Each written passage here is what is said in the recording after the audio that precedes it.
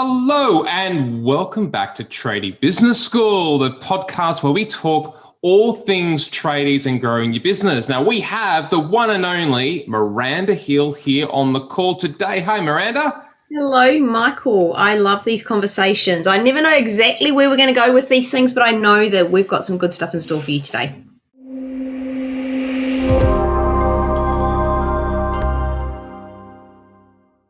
Well, I actually was thinking about how I was going to introduce you, and I was thinking Australia's systems lover. I think of the person that I know in the world that would do systems for fun. That would be you. The secret is out. The secret is out.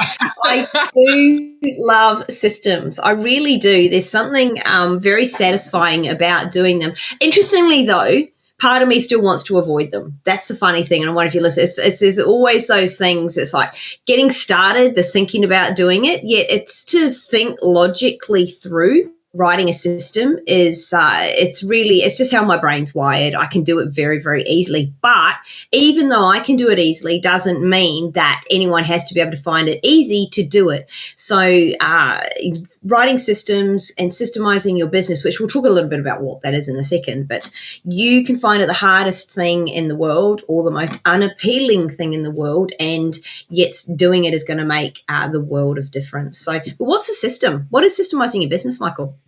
That's a really good question. I thought you might know the answer. I do. Well, do you mind telling me? Because, I would really like to know from Australia and the world's number one system expert. Oh, there we go. I've got some title now. Right. So systemising your business is not around. I often hear people talking and confusing these two things. So systems for your business and systemising. So a system often for your business, people sometimes will refer to as maybe software or some kind of computer software that they use to like this, the computer system, that we use, right? Yeah, and and in trades, there's so many that get used. There's so many. There's Tradify.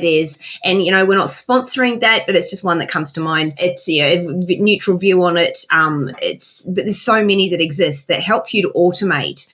There's ServiceMate. I've heard a lot of trades using as well in Australia. There's parts of a system or process in your business, like the payments or the quotes parts, and those computer systems help you to automate and make certain parts of an overall process or system easier. They're just parts of it. So that's not what we're talking about today. What we're talking about is how to systemize your business, which is around how to have a series of steps in place that are documented and followed, that people follow in your business to produce the same consistent result without you. Yeah. So to produce the same result every time consistently without you being there. So it's the way you are going to get off the tools or to have more time freedom to choose to do what you want in business. Yeah. I think most business owners hear the word systemising and automatically want it. It's probably one of the most highly desirable things that people want. I really need to systemise my business. Yeah. I need to systemise my business. And it's one of those things that I think people say quite a lot, but don't actually follow through. It's kind of like the I'll do later list. Yeah. Why do you think that is? Why do you think they will do that? They want it, yet won't do it. I think it's because, number one, they don't know how. They don't know how to do a system. Yeah. Number two, they have no time. Most tradies that I know are super busy on the tools, super busy getting the work done. They get home at night, and the last thing they have time to do is to put a system together, right? Yeah, they've got to load the truck for the next day, right? Left the house at 5:15 in the morning, get home at 7:30 at night, try and swallow some half cold dinner. It's been in the oven for a while because you got held up on the motorway getting home, and then you got to get outside again in the dark and load the ute to get out the next day. Don't forget catching up on the quotes that night, because they're usually behind on the invoicing that needs to be done. So you're up late at night and then you go up again the next day, which is a common cycle that we come across. But in terms of what does systemising really mean for a trades business owner? What it means is that a task that you need to have done is done the same way every time consistently. Yeah. And so that if you want to have a business that can potentially run without you, for you to have confidence in your team, your contractors, anyone that you hire, for them to do it how you want it done without you having to sort of look over them like a vulture and kind of like micromanage everything that they do and wonder if they've done the right thing or left the job site in the right condition, right? And how you want it done. That's where systemizing really comes into play. Yeah. It's often, I've heard it referred to often as some form of checklist, and I'm wondering if any of you listening out there might have a couple of checklists, like what to do when you arrive at a job site, like park you in the street and not in the driveway, so that your client potentially is not inconvenienced and can't get out of the garage. It's these sorts of things that you would include in your system. So yes, it's maybe called a checklist, yet the checklist part of do these things is written into a bigger document that has a few other extra steps, which makes it stand alone. So the steps would include things like the purpose of the system is, who this is for, when it gets used, what you will need to do the system, and then it will be the how-to, the steps, which may be including that checklist.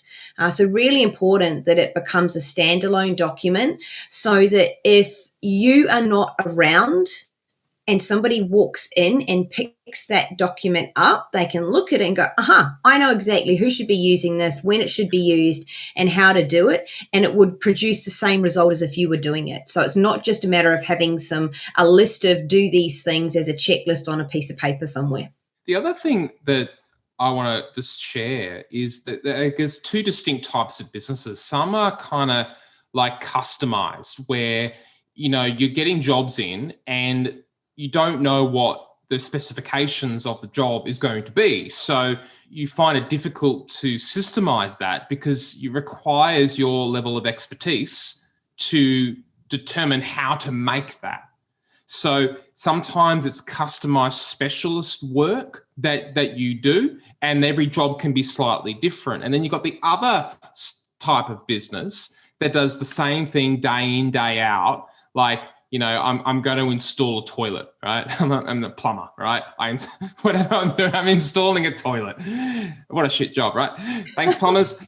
So I'm installing, and this is how you install a toilet, and you follow that system every single time. And I think where some of the challenges in like what we mean by systemizing, it actually does apply to both categories, because there's still a process or a system followed in the implementation of the customized job, whether how you arrive on site, how you take how you quote, how you show up, the uniform that you wear, how you smile and greet, how you leave, when do you ask for a referral or a testimonial, when do you get paid? Yeah. That whole thing can actually be systemized. And the other thing that I think that is the most critical part of systemizing is deciding that you're going to be a system-driven business. Like if I say, I should be systemizing, I really need to be systemizing, that is like saying, well, that's so far away from who we are. That means we're not. We don't. Rather than just deciding that we're a systems-driven business, we're going to be McDonald's in our business, so 15-year-olds can basically follow the steps and produce the outcome. You mean you could get your apprentice to follow steps and produce the same outcome without you being there to babysit them? I don't want to go that far. No. But that's where we're heading. That's where we're heading with it, is there's some simple things that can be done. And even those most complicated of custom quotes that only you can do, you still follow a system to do that. In your mind, if you think about every custom quote that you do, you will follow a same set of steps. Now, you might have to, a little bit like one of those pick a path books, go, okay, hang on, I've got to this point in the quote. I've got a couple of different considerations. So therefore I'm going to go down this path, because I know that when I've been asked to quote on this sort of thing with this present, I need to go down this path. Yet think about that. you could process map that very easily. So I would encourage all of you to, I guess, challenge the idea that what you do, only you can do it. And just know that even if you started noticing the steps you follow for that most unique custom thing, there's a system you follow. There is a system you follow and you can begin. And it may be a bit clunky and rough in the beginning, but if you start extracting that from your head, that's the beginning of you systemizing your business and creating the freedom of choice to do what you choose in your business. And that maybe stay on the tools, yet you're in control. And I bet that's what many of you crave is, or want, or desire, is that sense of control of being able to choose to be in it or not.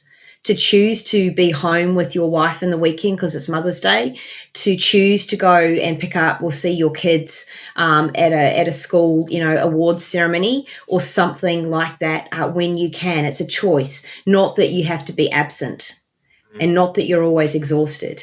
So this is the first steps. There's a pretty big gain. You don't have to write them all yourself. That's another whole conversation of the how-to.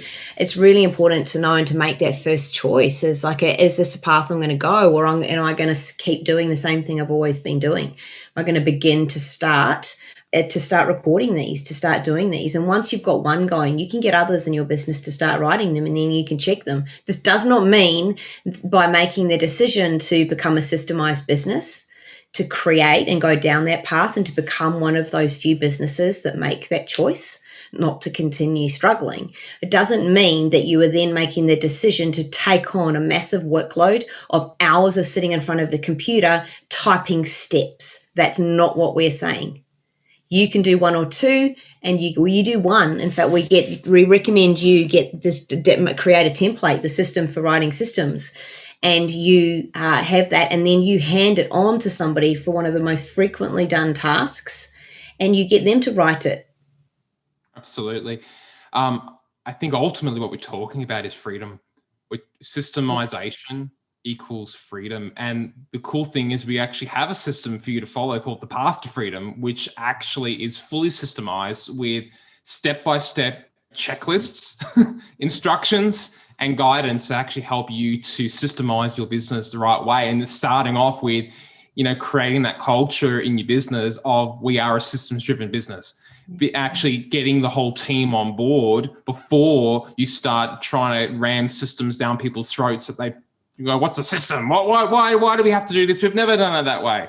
So the book is definitely something that I encourage you to go through, and don't just jump ahead to the systems chapter, even though it's tempting to do so, because we've just spoken about the power of systemizing. Start at the beginning. Yeah, absolutely. Systemizing your business feeds into far more than just you. It will feed into the hiring process. It will help you to retain staff. It will help you to create a business that works and runs efficiently. It will help you to improve your profit margins.